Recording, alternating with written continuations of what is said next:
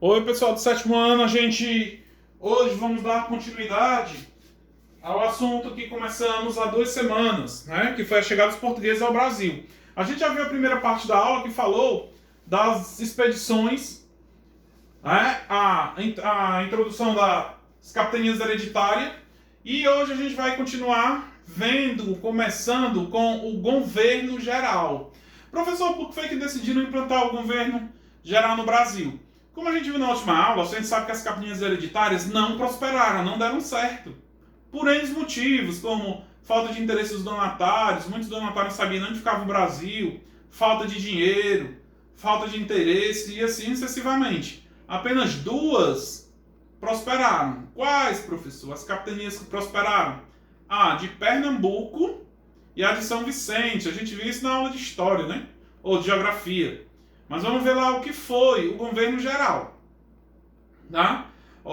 Em função do mau desempenho das capitanias hereditárias, o rei Dom João III, rei de Portugal, resolveu criar o governo geral no Brasil no ano de 1549.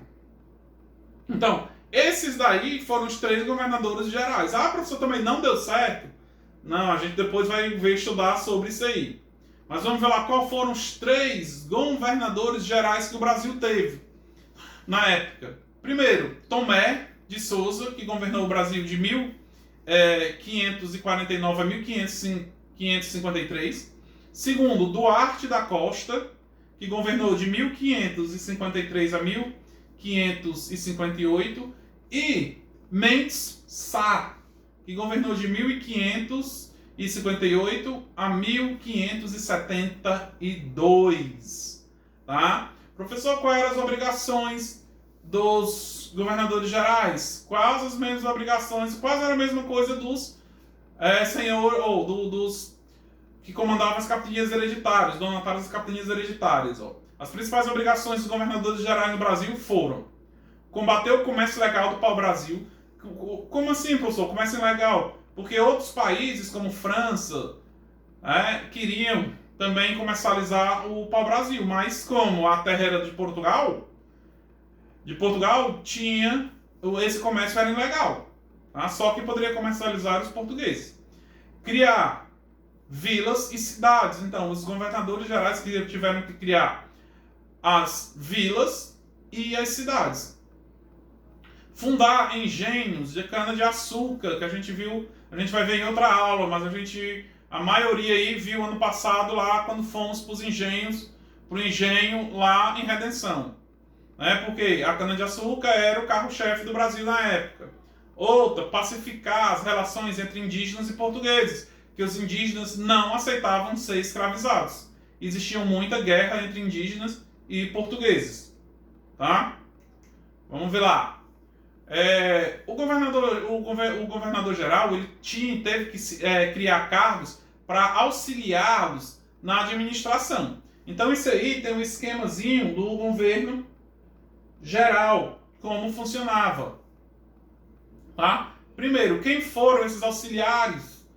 Esses cargos criados para auxiliar a administração desses governadores? Primeiro, o capitão ou o provedor-mor. Qual era a responsabilidade do provedor-mor? Responsável pela carga tributária, questão de finanças, mexer com dinheiro da colônia. Depois, o ouvidor-mor, que era responsável pela justiça, como se fosse os juízes. Tá? E terceiro, o capitão-mor, responsável pela defesa do território. Então foram criados esses 3 cargos para auxiliar o governador-geral. Aí ficou dividido, a função do governador-geral ficou aí como está mostrando os diagramas. Mandava nos donatários das capitanias, governadores das capitanias da coroa e mandava também nas câmaras municipais, que a gente vai ver em outra aula que foram as câmaras municipais. Tá? Agora vamos ver o que cada governador fez, cada um dos 3. Começando por Tomé de Souza, que foi o primeiro. Foi o primeiro governador-geral do Brasil, responsável pela instalação do novo sistema de administração criado por Portugal. Do conjunto de suas realizações, destaca-se: primeiro, ele fundou a cidade de Salvador, a primeira capital da colônia e sede do governo até o século XVIII. Tá? Então, ele chegou em Salvador e lá, como vocês estão vendo na imagem aí, imagem do elevador Lacerda, né? Chegou e fundou a capital de Salvador como a capital do Brasil. Se vocês olharem ali embaixo do elevador Lacerda, ali naquela foto, vou levantar para mostrar para vocês.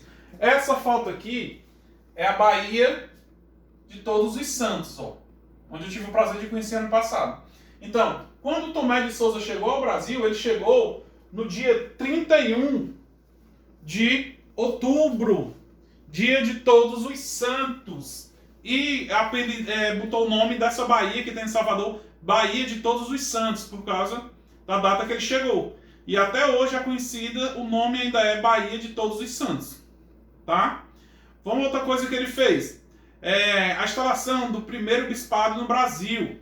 Com ele vieram os primeiros jesuítas, chefiados por Manuel da Nóbrega, que fundaram na Bahia o primeiro colégio em território brasileiro.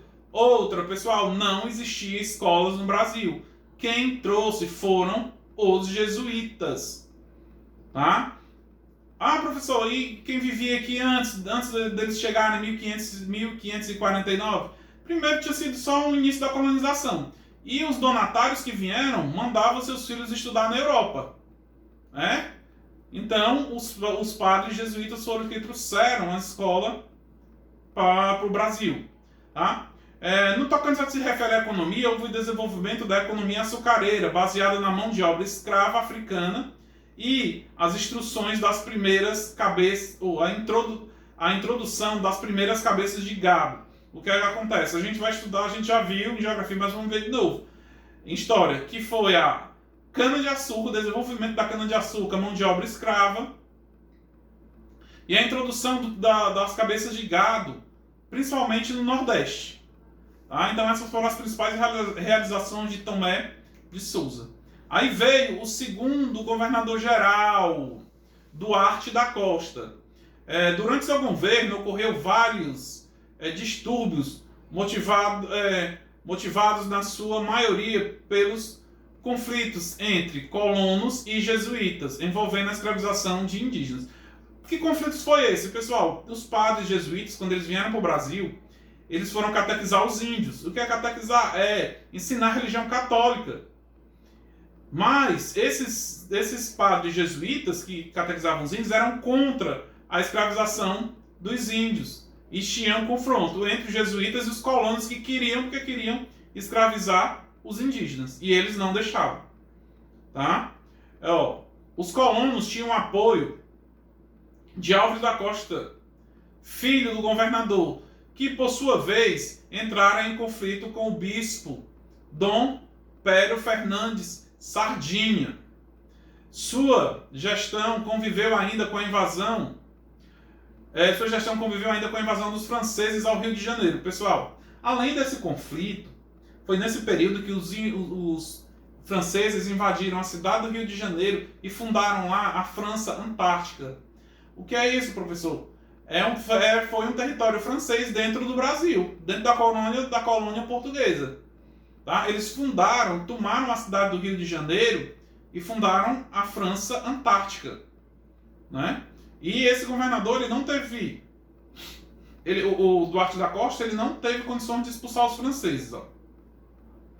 Sem condições de combater os invasores, Duarte da Costa perdeu sua autoridade, comprometendo sua administração.